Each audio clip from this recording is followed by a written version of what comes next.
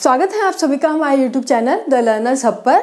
तो आज हम जीव विज्ञान से संबंधित top 30 most important question discuss करेंगे जो एग्जाम्स में अक्सर पूछे जाते हैं और आगे भी पूछे जाते रहेंगे। और अगर आपको इन क्वेश्चन से रिलेटेड कोई भी डाउट हो तो प्लीज़ मुझे कमेंट करके बताएं। हम उनको डाउट को अपनी लाइव डिस्कशन जो संडे को रात को 8 बजे होती है उसमें डिस्कस कर लेंगे। तो चलिए स्टार्ट करते हैं और वीडियो को प्लीज एंड तक देखें ताकि आपका कोई भी क्वेश्चन इन क्वेश्चन में से अगर आए तो वह गलत ना हो। तो फर्स्ट क्वेश्चन है, वह विटामिन जो चर्म यानी कि स्किन जो चर्म को स्वस्थ रखने में जरूरी होता है, तो वह कौन सा विटामिन है? Vitamin C. आपने देखा भी होगा, अब अगर आप डॉक्टर के पास जाएं तो स्किन के लिए डॉक्टर्स विटामिन सी प्रेस्क्राइब करते हैं। क्यों? क्योंकि हमारी स्किन को स्वस्थ बनाए रखने में अगर वह थोड़ी छिलने या थोड़ी एलर्जी होनी शुरू हो जाती है तो एलर्जी के लिए भी विटामिन सी कारगर होता है। और यह किन में पाया जाता है? उन सभी पदार्थों में जो खट्टे होते हैं, जैसे कि नींबू, आंवला, संतरा, इन सभी पदार्थों में। सेकंड क्वेश्चन है, मानव गुर्दे में बनने वाली पथरी प्रायः बनी होती है, यानी कि जो हमारी किडनी है उसमें जो स्टोन बन जाती है वह किससे बनती है? तो वह किससे बनी होती है? Calcium oxalate. तो ये काफी क्वेश्चंस में एग्जाम्स में क्वेश्चन पूछा जा चुका है, तो आप इसे नोट कर सकते हैं। तो कैल्शियम ऑक्सलेट से जो पथरी बनी होती है, तो इसे आप टिक कर ले। नेक्स्ट क्वेश्चन, मुख से निकली लार पाचन करती है, यानी कि जो हमारे मुख में जो सलाइवा है वह किस पोषक तत्व का पाचन करती है? तो यह किसका पाचन करती है? यह स्टार्च या जिसे हम मंड भी कहते हैं उसका पाचन करके उसे माल्टोस में परिवर्तित कर देती है। नेक्स्ट, पित्त का स्रोत क्या है? पित्त किसका स्रोत है? पित्त जिसे हम इंग्लिश में बाइल भी कहते हैं, तो यह किससे निकलता है? तो यह यकृत या लीवर द्वारा सिक्रेट होता है। यह क्वेश्चन आप नोट कर ले, यह भी इंपॉर्टेंट है। तो पित्त जो यकृत द्वारा स्रावित होता है और इसका काम क्या होता है? यह वसा के बड़े मॉलिक्यूल्स को, बड़े टुकड़ों को छोटे टुकड़ों में परिवर्तित कर देता है ताकि उनका सतही क्षेत्रफल बढ़ सके और उनका अधिक तीव्र गति से पाचन हो सके। नेक्स्ट क्वेश्चन, मानव त्वचा को रंग देने वाला वर्णक है, यानी कि वह पिगमेंट जो मानव का जो त्वचा का रंग किसी का काला होता है, किसी का भूरा तो किसी का सफेद, वह किस वर्णक या पिगमेंट के कारण होता है? तो वह किसके कारण होता है? मेलानिन वर्णक, मेलानिन पिगमेंट। तो अगर आप आगे से देखेंगे कोई आपको कहे कि यह व्यक्ति काला है और यह गोरा है, तो वह किसके लिए है? आपको पता होगा कि वह मेलानिन वर्णक के कारण होता है। नेक्स्ट क्वेश्चन, आहार नाल यानी कि हमारी फूड पाइप, आहार नाल मनुष्य के मुख द्वार से गुदा द्वार के मध्य एक नली है, यानी कि जो हमारी फूड पाइप है कहाँ से शुरू होती है? हमारे मुख गुहा से लेकर जो बड़ी आंत की हमारा रेक्टम पार्ट है वहां तक होती है।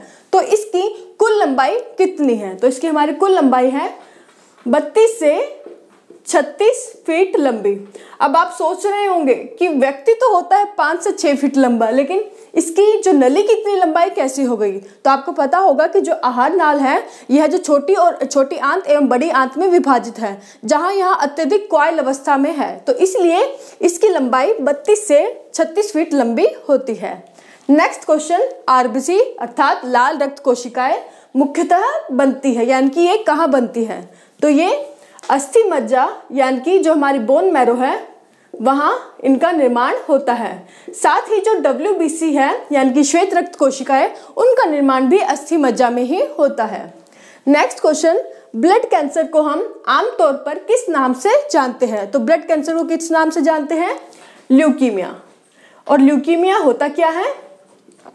जब व्यक्ति में जो WBC या श्वेत रक्त कोशिकाओं की जो संख्या है वह अत्यधिक बढ़ जाए तो उस स्थिति में व्यक्ति को ब्लड कैंसर या ल्यूकीमिया हो जाता है। और इसी तरह हमने देखा कम होने की स्थिति में ल्यूकीमिया, लेकिन अगर WBC की संख्या बढ़ जाए तो कौन सा रोग हो सकता है?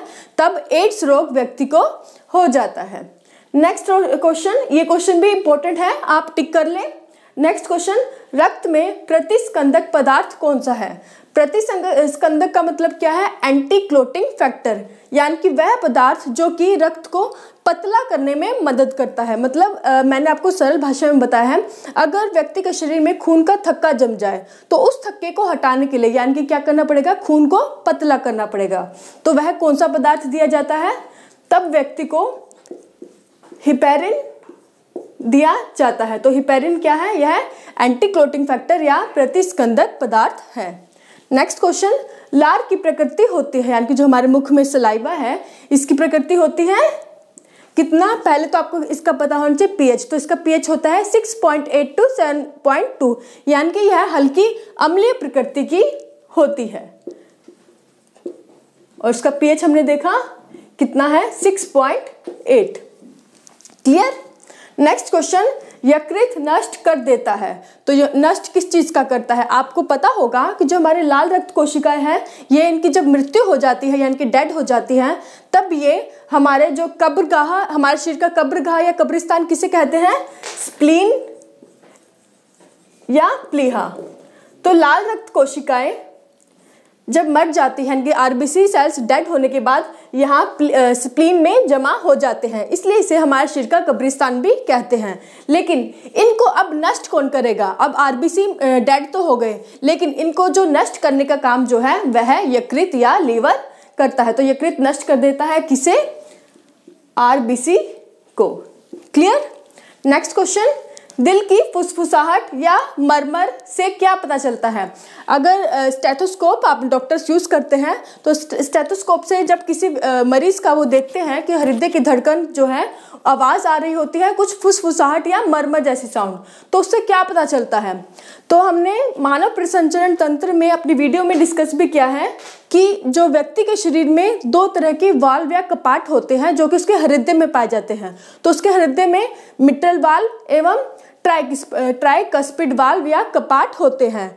जब हृदय में पाए जाने वाले ये कपाट अच्छे से काम नहीं करते तो व्यक्ति के हृदय से फुसफुसाहट या मरमर जैसी आवाजें स्टेथोस्कोप के माध्यम से सुनी जा सकती है। तो इससे क्या पता चलता है कि व्यक्ति के हृदय में जो कपाट है वह सही से काम नहीं कर रहे, और ये कपाट या जिसे हम वाल्व भी कहते हैं।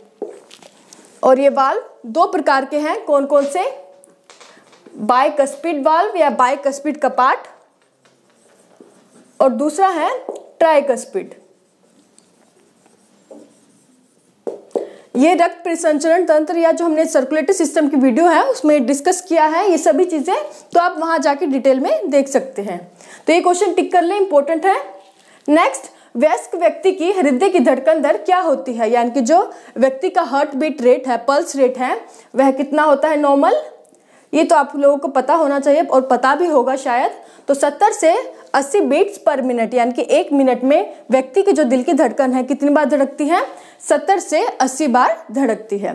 नेक्स्ट क्वेश्चन, ईसीजी किसकी गतिविधि को दर्शाता है? ईसीजी जो आप देखते हैं ऐसे ऐसे ऐसे बनी होती हैं, तो ये किसकी गतिविधि को दर्शाता है? तो किसकी गतिविधि को दर्शाता है? हमारे हृदय की। तो हमारे जो हृदय की गतिविधि है उसका पता हम इस ईसीजी के माध्यम से लगा सकते हैं। नेक्स्ट क्वेश्चन, प्रमुख संयोजी ऊतक कौन से हैं? यानी कि जो कनेक्टिव टिश्यूज के नाम बताने हैं, और इनका काम क्या है? ये दो ऊतकों या दो टिश्यूज को आपस में जोड़ देते हैं। और ये हमारे शरीर में कौन से हैं? मैं यहाँ साइड में लिख रही हूँ, आप नोट कर लें। रक्त यानी कि ब्लड, लसिका लिम्फ, और साथ ही जो हमारी हड्डियां हैं वे भी संयोजी ऊतक का उदाहरण है।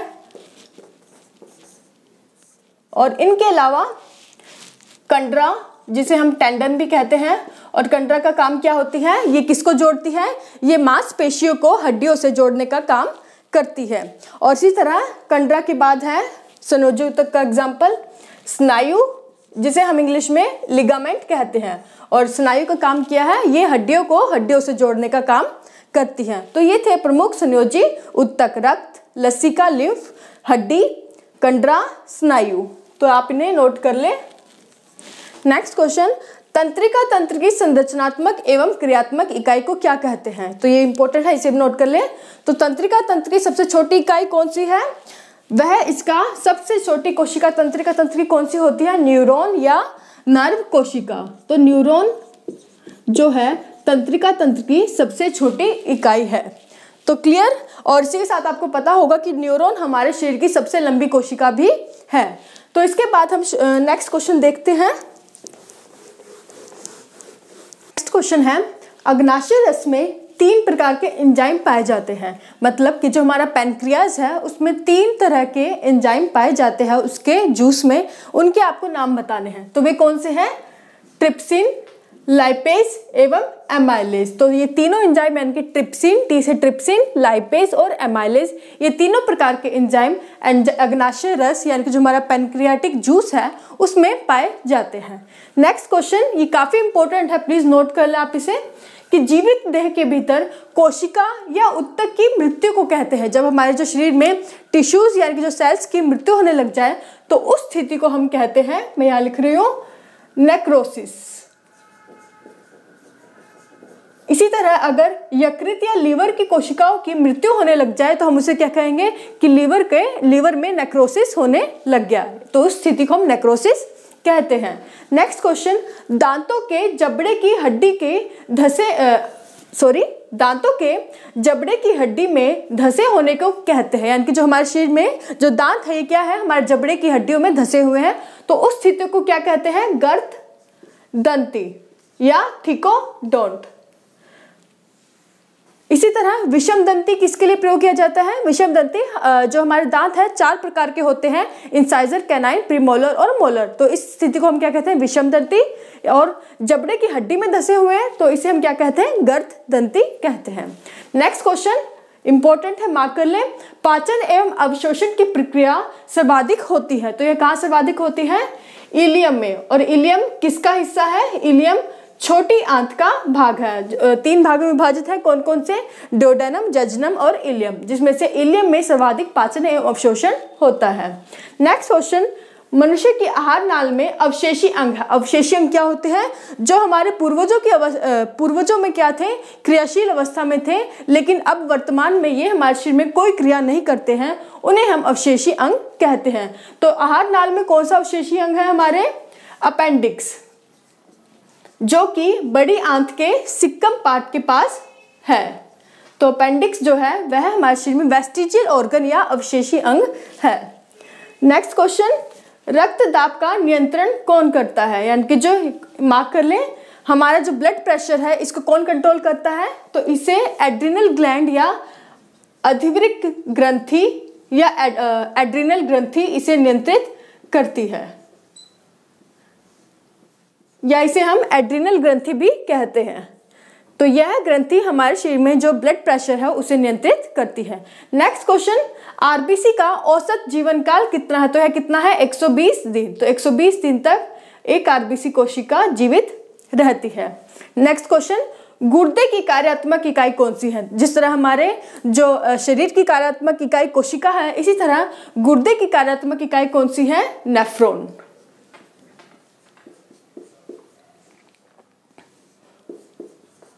नेक्स्ट क्वेश्चन, मूत्र का पीला रंग किसकी मौजूदगी के कारण होता है? यानी कि आपको उस पदार्थ का नाम बताना है। तो इसका जो मूत्र का पीला रंग है वह यूरोक्रोम के कारण होता है। नेक्स्ट क्वेश्चन, रक्त में जब यूरिया की मात्रा बढ़ जाती है तो क्या कहलाता है? इस क्वेश्चन को भी टिक करें आप। तो रक्त में जब यूरिया की मात्रा बढ़ जाती है तो उस स्थिति को कहते हैं यूरीमिया। तो यूरिया से यूरीमिया बना है, तो रक्त में यूरिया की मात्रा बढ़ जाए तो उसे हम यूरीमिया कहते हैं। नेक्स्ट क्वेश्चन, यूरोक्रोम का निर्माण होता है। तो यानी कि जो यूरोक्रोम होता है इसका निर्माण कैसे होता है? तो जो हमारे लाल रक्त कोशिकाएं हैं यानी कि जो आरबीसी है, जब ये टूटने लग जाती है यानी कि इनके विखंडन से यूरोक्रोम का निर्माण होता है। तो ये आपको पता होना चाहिए।